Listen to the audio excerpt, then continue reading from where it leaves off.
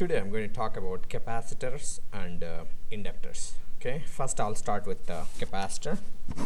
Before going to the capacitor, we need to talk about element. What is an element? Element is nothing but which either consumes energy or produce energy. So examples are like resistor, inductor, capacitor, voltage source and current source. These are all called elements. Okay, so based on these elements, these are also divided in two categories. One is active element, another one is passive elements. Okay, active elements are the one which produce energy, produce electrical energy.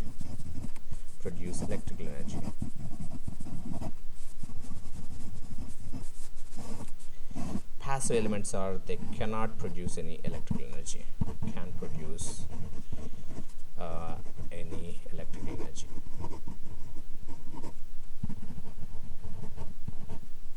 Okay, so active elements basically voltage source and current source,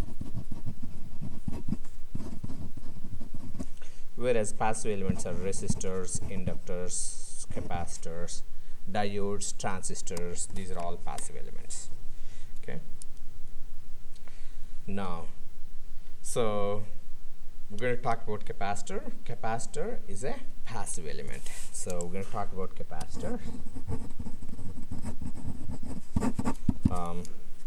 First thing, it is a passive element, so that means it cannot produce any electrical energy, but it can store energy. It can store energy in the form of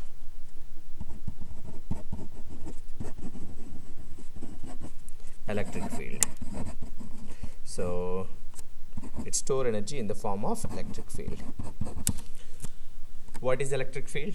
So if you separate a positive charge and negative charge, there is always electric field between these two charges. Electric field always starts at the positive charge and ends at the negative charge. Capacitor is indicated with two plates, a positive plate, positively charged plate, and negatively charged plate. The charge on this plate is Q. Q is the amount of charge. Okay. C, so capacitance we indicate with C. C is called capacitance. Okay, so this is the symbol for capacitor. There is another symbol. The second plate is a little bit bendy, or if you look at the variable capacitor, this is a variable capacitor. Okay, so far we know that capacitor is a passive element. Second one, it can store energy in the form of electric field. The amount of energy it can store is half CV square. I'll talk about half CV square in a minute. Now, another definition for capacitor is two conducting plates. Capacitor is nothing but two conducting plates separated by a dielectric material. So the dielectric material could be a paper or insulating material. Those are all called dielectric materials. Okay. I mean, there is a difference between insulator and a dielectric material, but a paper is a dielectric material, mica is a dielectric material, air is a dielectric material. So these are all dielectric materials. Now, as I mentioned, it stores energy. So it's a capacitor, two conducting plates,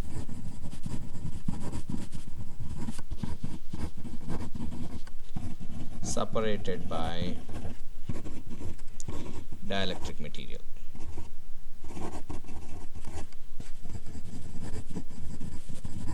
Okay, dielectric material. Now, as I mentioned, it stores energy. Since it can store energy, can I replace a capacitor with a battery? Because don't confuse with capacitor with battery, because capacitor has both plates are the same size. This is capacitor and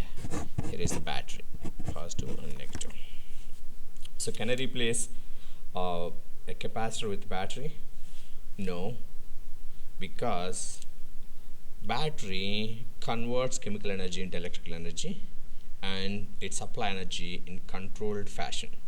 So no matter what you connect, it will supply energy for say minimum few minutes. Okay, but when it comes to the capacitor, it discharges all of its energy in quick movement. That's the difference between capacitor and battery. And capacitor store energy in the form of